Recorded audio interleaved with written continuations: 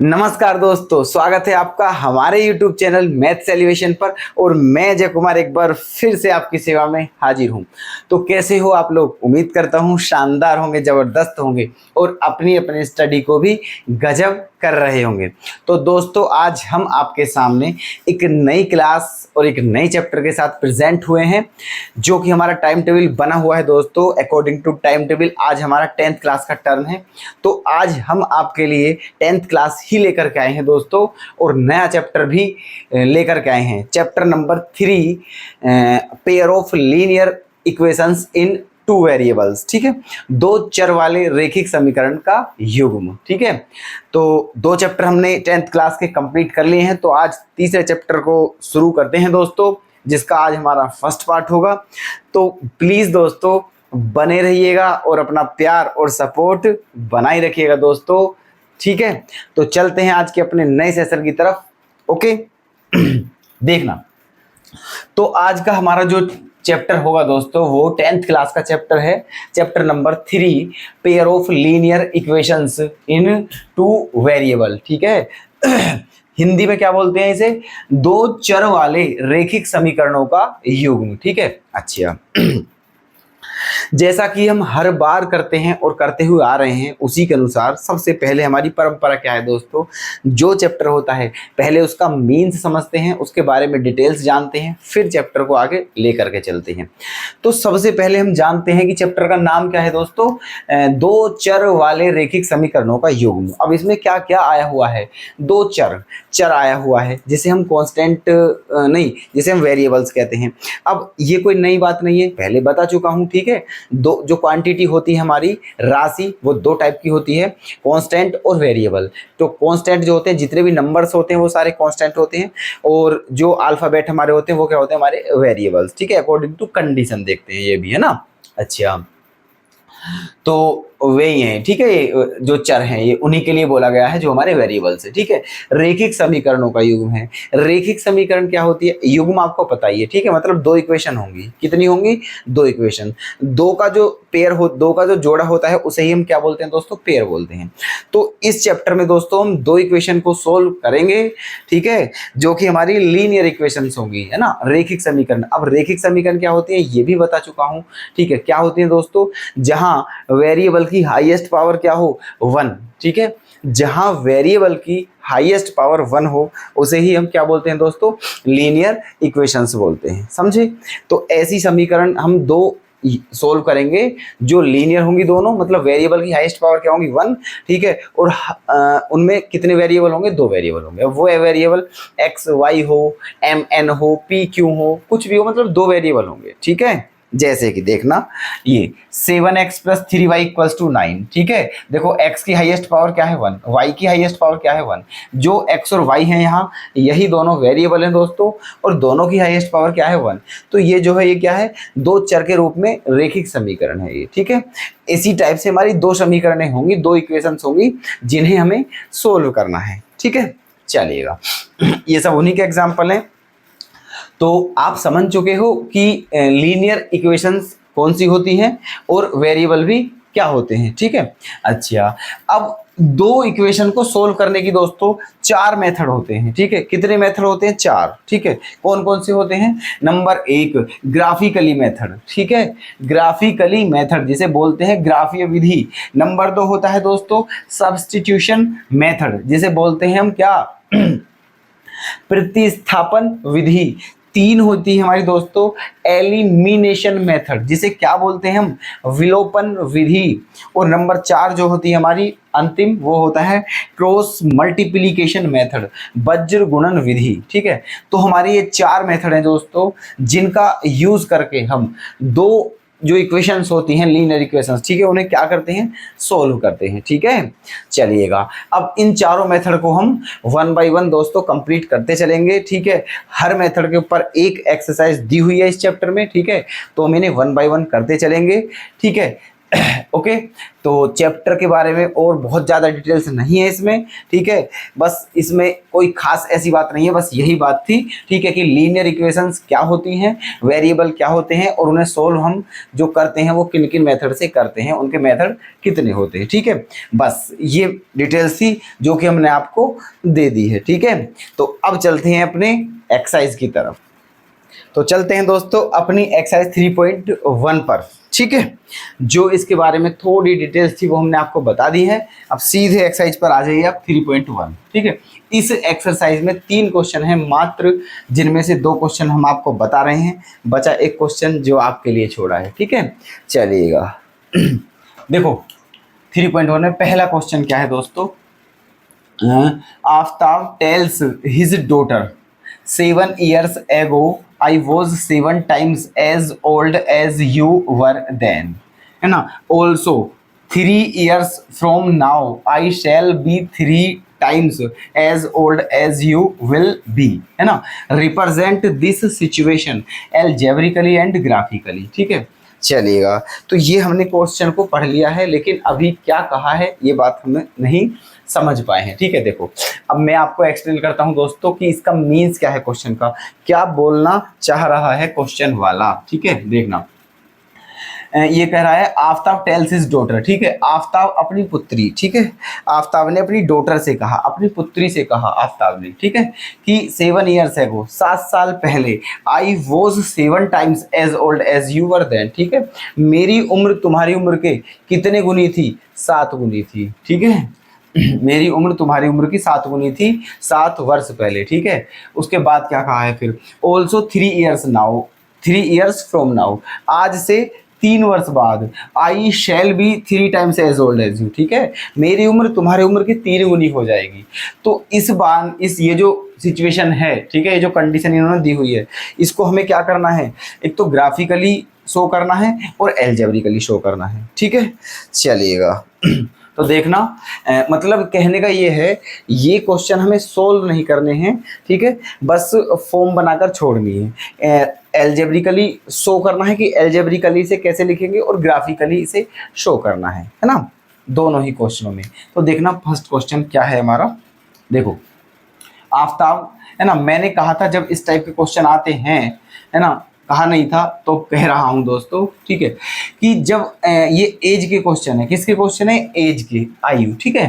तो जब इस टाइप के क्वेश्चन आए तो आप ये देख लीजिएगा क्वेश्चनों में जो जिक्र हुआ है वो कितने लोगों का जिक्र हुआ है। तो इस क्वेश्चन में केवल 2 ही लोगों का जिक्र है, वो कौन कौन है, एक तो आफ्ताब है और उसकी डॉटर है। मैं दोनों को यहाँ लिख लेता हूँ दोस्तों, ठीक है। चलिएगा देखो क्वेश्चन का सॉल्यूशन करते हैं हम अब, है ना। यहाँ लिख लिया है मैंने दोस्तों आफ्ताब, क्या लिख लिया है यहाँ, आफ्ताब, और यहाँ लिख लिया है उसकी डॉटर, किसको लिख लिया है, डॉटर को, ठीक है। चलेगा, मान लिया, है ना, क्या मान लिया, प्रेजेंट एज, प्रेजेंट, है ना, एज, है ना। मान लिया आफ्ताब की प्रेजेंटेज क्या है दोस्तों, x है, ठीक है, और डॉटर की जो प्रेजेंटेज है वो क्या है, y है, ठीक है। प्यार से समझते रहिएगा, है ना।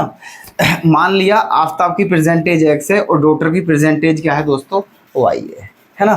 फिर क्या कहा है इसने कि 7 years ago 7 साल पहले, ठीक है। जब 7 वर्ष पहले जाएंगे दोस्तों, चलो पूछते हैं 7 years ago, 7 years ago, तो आफ्ताब कितने का हो जाएगा दोस्तों, x - 7, ठीक है, और डॉटर कितने की हो जाएगी, y - 7 की।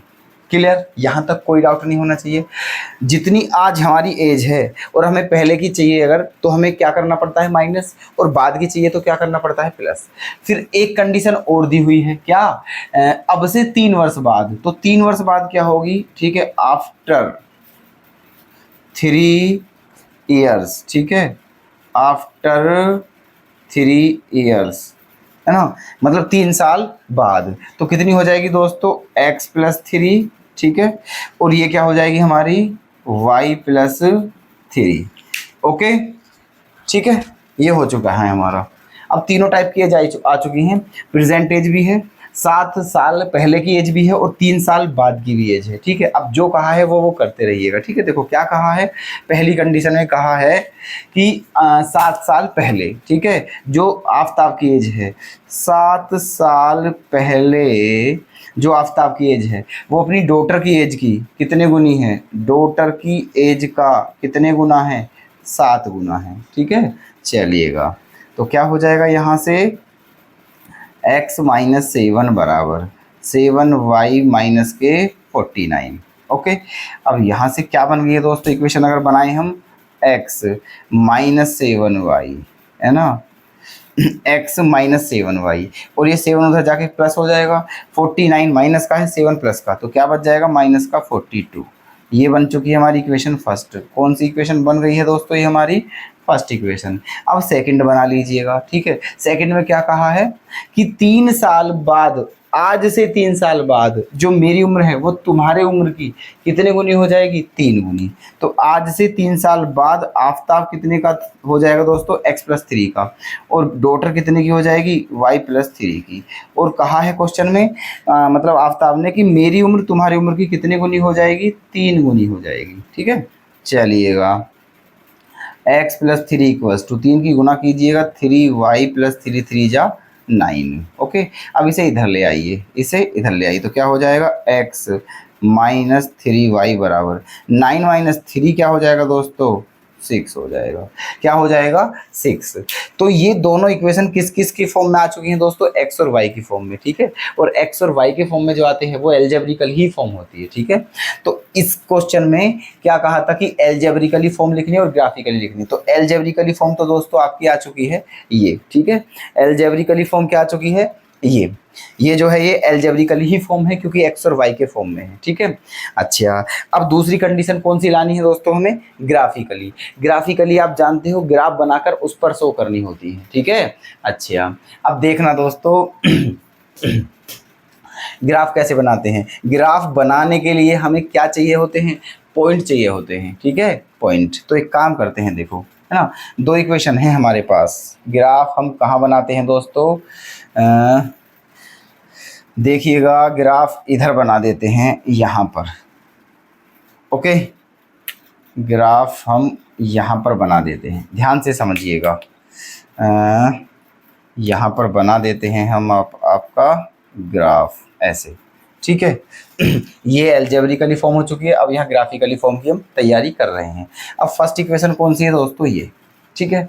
इसको यहाँ हमें ड्रॉ करना है लाइन को, और आप जानते हो कि लाइन को ड्रॉ करने के लिए सबसे पहले क्या चाहिए होते हैं, पॉइंट चाहिए होते हैं। तो पॉइंट निकालिए, क्योंकि ये जो लाइन है हो सकता है x एक्सिस को भी इंटरसेक्ट करती हो और y एक्सिस को भी इंटरसेक्ट करती हो। तो हमें सबसे पहले ये चाहिए कि ये x एक्सिस को कहाँ इंटरसेक्ट कर रही है और y एक्सिस को कहाँ इंटरसेक्ट कर रही है, ठीक है। अगर x एक्सिस को इंटरसेक्ट करेगी तो वहाँ y की वैल्यू 0 होगी, और y एक्सिस को इंटरसेक्ट करेगी तो वहाँ x की वैल्यू 0 होगी, ठीक है।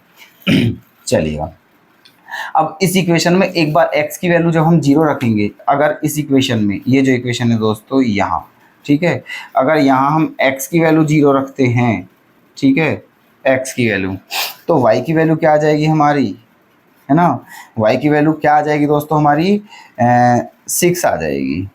क्या आ जाएगी, 6, ठीक है। तो पॉइंट क्या फिर पॉइंट क्या आ जाएंगे हमारे दोस्तों, 0,6, ठीक है। एक पॉइंट हमारे क्या आ चुके हैं, 0,6। अब दूसरे पॉइंट देखिएगा, ठीक है। अगर इस इक्वेशन में हम y की वैल्यू 0 रख दें, किसकी वैल्यू, y की, तो x की वैल्यू क्या बचेगी दोस्तों, माइनस का 42, ठीक है। x की वैल्यू क्या बचेगी, माइनस के 42। तो फिर पॉइंट क्या हो गए हैं दोस्तों, -42, 0, -42, 0। एक पॉइंट हमारा ये आ चुका है, समझे, ठीक है। और 2 पॉइंट ही आएंगे, है ना। तो इस इक्वेशन के हमें 2 पॉइंट चाहिए थे, दोनों आ गए हैं, ठीक है। अब ऐसे ही इस इक्वेशन के 2 पॉइंट निकालने हैं दोस्तों। कैसे निकालने हैं, देखो, यहाँ भी क्या करना है हमें, इसमें अगर यहाँ x की वैल्यू 0 रखी जाए, ठीक है, इस इक्वेशन में x की वैल्यू 0 रखी जाए, ठीक है, तो y की वैल्यू क्या आ जाएगी दोस्तों, -2। क्या आ जाएगी, -2। तो फिर पॉइंट भी क्या हो जाएंगे हमारे, 0, -2। क्या हो जाएंगे पॉइंट, 0, -2, ओके, चलिएगा। अभी दूसरा पॉइंट और निकाल लेते हैं, है ना। दूसरे पॉइंट के लिए क्या करना है हमें, अगर y की वैल्यू 0 रख दी जाए, है ना, अगर इसमें y की वैल्यू 0 रख दी जाए तो x की वैल्यू क्या आ जाएगी दोस्तों, 6। तो पॉइंट क्या हो जाएंगे, 6,0। ठीक है, पॉइंट क्या हो जाएंगे, 6,0। तो ये हमारे सारे पॉइंट आ चुके हैं दोस्तों, 2 पॉइंट इनके आ चुके हैं और 2 पॉइंट इसके आ चुके हैं। ठीक है, चलिएगा अब देखते हैं कैसे इनको ड्रॉ करना है ना। अब जो हमारी ये फर्स्ट वाली इक्वेशन थी, इसके पॉइंट क्या क्या है दोस्तों, 0,6 और -42,0, है ना। 0,6 मान लेते हैं, देखो यहाँ तो सब 0 0 होता है। ये कौन सा एक्सिस है दोस्तों, हमारा x एक्सिस, और ये कौन सा होता है हमारा y एक्सिस। ओके, चलिएगा देखो। अब पॉइंट क्या क्या है हमारा, 0,6 मान लेते हैं। 0,6 कहाँ है दोस्तों, हमारा यहाँ है। ठीक है, और दूसरा पॉइंट क्या है, -42,0। -42,0 दोस्तों हमारा यहाँ पर आएगा, यहाँ मान लेते हैं यहाँ। ठीक है ना, क्या मान लिया है, -42,0, और ये क्या है दोस्तों हमारा 0,6। तो अब हम लाइन ड्रॉ कर देते हैं ऐसे। ठीक है, तो एक लाइन हमारी ये खिंच चुकी है दोस्तों। ठीक है, अब दूसरी देख लेते हैं। दूसरी के पॉइंट क्या कहें दोस्तों, 6,0। ठीक है, 6,0 मान लेते हैं। 6,0 हमारा कहाँ आ गया है, यहाँ आ गया है ना, 6,0। और दूसरा पॉइंट क्या है हमारा, 0,-2। 0,-2 वो आएगा यहाँ नीचे, है ना, 0,-2। अब दूसरी इक्वेशन हम यहाँ से खींच देते हैं ऐसे करके ये।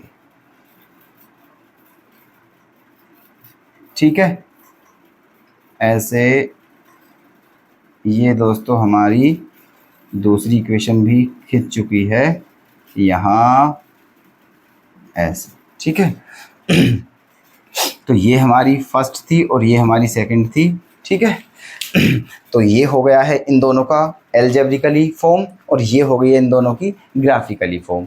ऐसे करने होते हैं बस ये क्वेश्चन दोस्तों। ठीक है, बस इतना ही कहा गया है क्वेश्चन में करने के लिए, इन्हें सोल्व नहीं करना है ना, बस क्या करना है, शो करना है। ठीक है, उम्मीद करता हूं कि आप इस क्वेश्चन को समझ गए होंगे दोस्तों। ठीक है, क्योंकि इसमें बहुत ज़्यादा बड़ी बात बिल्कुल भी नहीं है। ठीक है, 9th में भी किए होंगे आपने इस टाइप के क्वेश्चंस, क्योंकि 9th में हैं ये क्वेश्चन। ओके,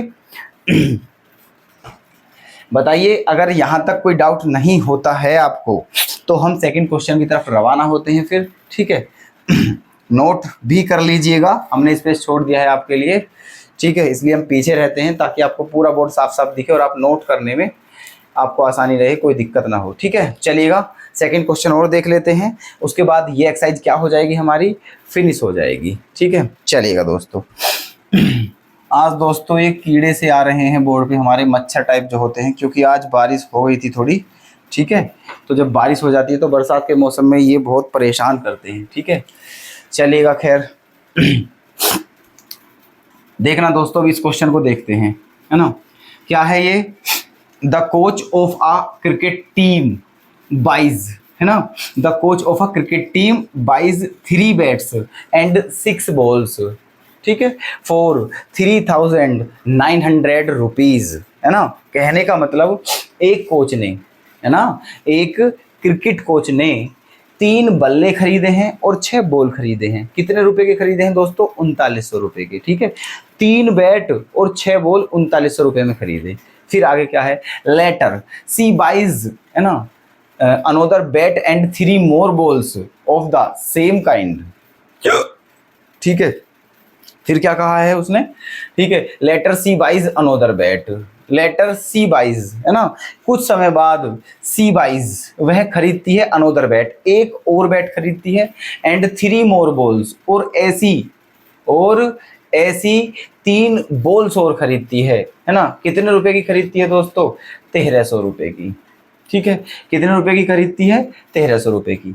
तो बताइए, represent this situation graphically and algebraically. ये भी क्वेश्चन दोस्तों हमारा ऐसा ही है ना। यहाँ भी हमें क्या करना है, ये ग्राफिकली भी शो करना है और एल्जेब्रिकली भी शो करना है। ठीक है, अच्छा जी। तो देखना, अब एक काम करते हैं दोस्तों, देखो क्या करते हैं दोस्तों, यहाँ दो वस्तुओं का जिक्र है, ठीक है। इस क्वेश्चन में दो वस्तुओं का जिक्र हुआ है। दो वस्तु मतलब, ठीक है, क्या क्या है ना, एक तो बैट और एक बॉल, ठीक है। जब तक हमें ये नहीं पता होगा कि एक बैट का प्राइस क्या है और एक बॉल का प्राइस क्या है, तब तक इस क्वेश्चन को हम आगे नहीं बढ़ा पाएंगे। इसलिए सबसे पहले हमें इस क्वेश्चन में, है ना, ये पता होना अति आवश्यक है कि एक बैट का प्राइस कितना है और एक बॉल का प्राइस कितना है। और ये क्वेश्चन में दिया नहीं है, तो ये हम अपने पास से मान लेते हैं, ठीक है। मान लेते हैं, देखो लेट, मान लिया 1 बैट, ठीक है, और 1 बॉल, ओके। 1 बैट और 1 बॉल। मान लिया जो एक बैट है उसका जो प्राइस है वो कितना है दोस्तों, x रुपये, और एक बॉल का जो प्राइस है वो कितना है, y रुपये, ठीक है। एक बैट x रुपये का है और एक बॉल y रुपये की है, ठीक है, चलेगा। तो अब क्या कहा है, देखो क्वेश्चन में, the coach of a cricket team buys 3 bats and 6 balls, है ना।